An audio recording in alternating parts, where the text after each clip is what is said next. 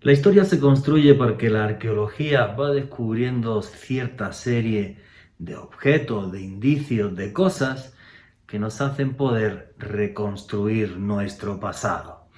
Pero ¿qué sucede cuando la arqueología se encuentra objetos que nos obligarían a reescribir la historia?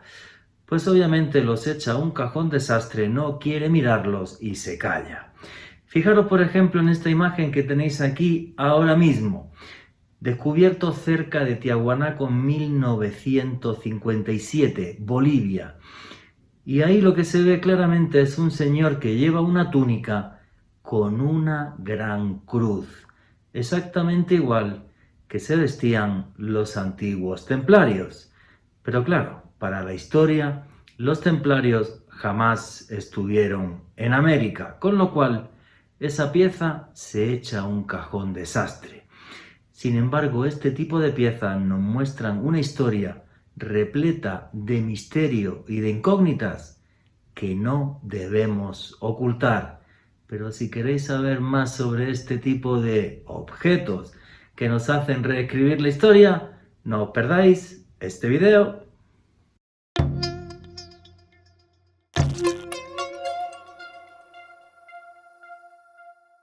Hola a todos, ¿cómo estáis? Y bienvenidos a un nuevo vídeo de Oculto tras la sombra. Y aquí lo que hacemos es periodismo de misterio. Nosotros os ponemos los hechos encima de la mesa y vosotros decidís qué hay detrás y qué no. Qué difícil es construir la historia de la humanidad. Como os decía al principio, en la introducción de este vídeo, la arqueología encuentra una serie de pruebas y los historiadores construyen la historia en torno a esto. Pero ¿qué sucede cuando aparecen objetos, como el templario que habéis visto en la introducción, que nos obligarían a reescribir la historia? Bien, pues lo que sucede es que los arqueólogos y los historiadores miran para otro lado, pero esos objetos siguen estando ahí y nos muestran una historia repleta de enigmas que a mí me parece fascinante. En fin, si habéis visto un templario en Tiahuanaco, y me imagino que esto os ha sorprendido en la introducción del vídeo, no menos sorprendente es esto que vais a ver ahora mismo. Eso es el monolito de Pocotia. Bien, pues es una figura que tiene en torno a 1,70 m de altura, tiene un tocado ceremonial en la cabeza, pero lo inquietante de esta figura no es que haya aparecido en Tiahuanaco en torno a 1960, sino fijaros en esta otra imagen. A la izquierda tenéis el monolito y a la derecha lo que tenéis es una inscripción que lleva en su pierna. Bien, pues según el epigrafista Clyde Winters, esa inscripción, en una investigación que se hizo en el año 2002 junto con otros arqueólogos bolivianos, bien, pues esa inscripción lo que estaría hecha es en antiguo protosumerio, un lenguaje de hace 5.000 años que se escribía en la actual Irak. ¿Qué sucede? Que si hacemos caso a esto, habría que reescribir la historia porque los sumerios habrían estado en América milenios antes de que llegara Cristóbal Colón. Pero es que esta no es la única inscripción en protosumerio que tiene este monolito. Fijaros en esta otra imagen. Bien, ahí está la parte de atrás, la espalda del monolito de Pocotia.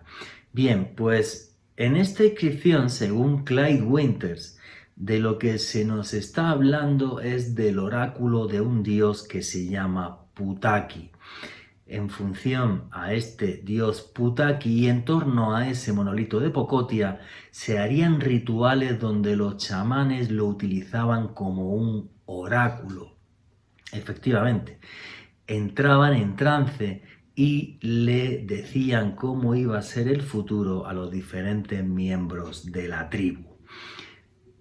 Fijaros qué importante, un monolito con inscripciones protosumerias que se pueden llegar incluso a traducir. que es un oráculo antiguo. Pero ¿sería este el único objeto que aparece en Tiahuanaco con inscripciones sumerias? Pues no, señores, aquí tenéis este otro objeto, lo podéis ver ahora mismo. Y ese objeto es la fuente magna. La fuente magna es una vasija de piedra que fue encontrada en la década de los 60 por un agricultor cerca al lago Titicaca, a unos 4.000 metros de altura. Bien, pues lo más fascinante de esta fuente magna son las inscripciones en sumerio y protosumerio que hay también dentro de ella. Ahí tenéis una imagen en detalle donde podéis ver las inscripciones de la fuente magna. Bien, y si el otro objeto, el monolito de Pocotia, nos hablaba de un dios que era Putaki, en este caso la fuente magna, con las traducciones que hacen los epigrafistas, nos está hablando de la gran diosa dadora de vida de la antigua Sumeria, la diosa Nia. Y ahora digo yo lo siguiente, no es solo un objeto, son dos los objetos que tienen inscripciones en sumerio y en protosumerio en el lugar cercano al antiguo lago Titicaca. Pues señores, quizás nos toque reescribir la historia aunque los arqueólogos e historiadores no quieran. Pero seguimos aquí en América a ver si hay otras pruebas arqueológicas que nos indiquen que llegó aquí gente miles de años antes que Cristóbal Colón. Fijaros en esta imagen que tenéis ahí.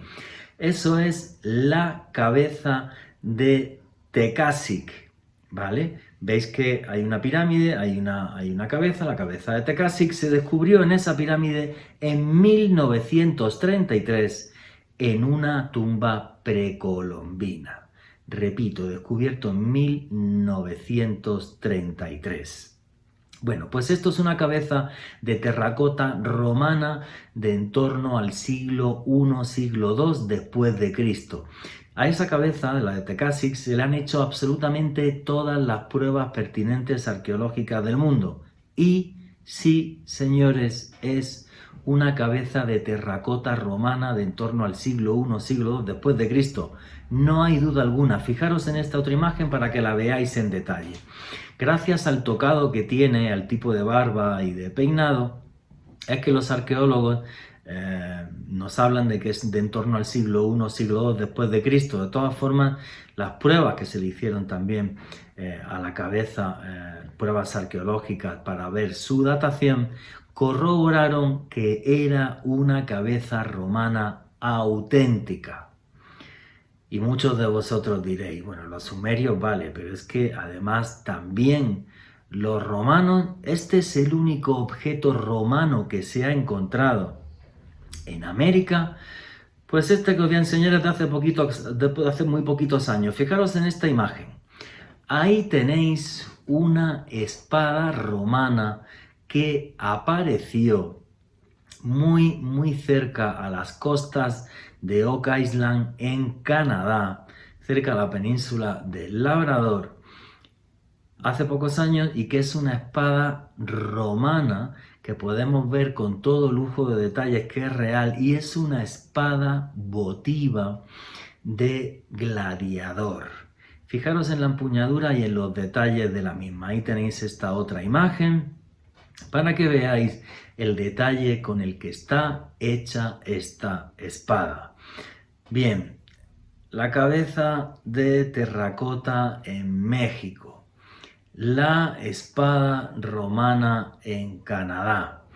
Pero muchos de vosotros diréis y pensaréis, bueno, pero si hay estas pruebas en América del contacto de los romanos, igual que del contacto de los antiguos sumerios con América, ¿cómo es que no hay nada en Europa que sea una prueba arqueológica contundente para ver que realmente los romanos tenían también cosas de América? Pues fijaros en este recorte de prensa que tenéis ahí ahora mismo. Hace pocos años en una expedición que sacó un barco cerca de las costas de la Toscana en un naufragio, ¿vale? En las costas de la Toscana, un naufragio romano, aparecieron en un frasco de vidrio semillas de girasol.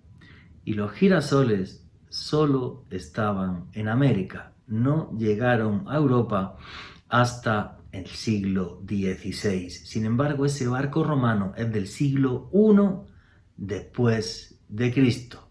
En ese barco había un montón de frascos, ya que dentro de ese barco había un médico, llevaba su pequeña botica, y dentro de esa botica semillas de girasol, muchísimos siglos antes de que la historia oficial reconozca que esta semilla llegara a Europa. Señores, no podemos mirar a otro lado. Ese tipo de pruebas arqueológicas son tan contundentes que nos obligan a reescribir la historia. ¿Por qué llegaron romanos y sumerios hasta América y no se lo comentaron al resto de personas? Porque el descubrimiento de América, o el lugar que había aquí, este continente entero, se guardó como un secreto de Estado para poder sacar oro, plata o otros minerales preciosos sin que el resto de países del entorno europeo y euroasiático lo pudieran saber. Algo que los arqueólogos no quieren reconocer y los historiadores tampoco, pero las pruebas que os he puesto creo que son más que contundentes. Si os ha gustado el vídeo, darle like, no olvidéis suscribiros y hasta prontito.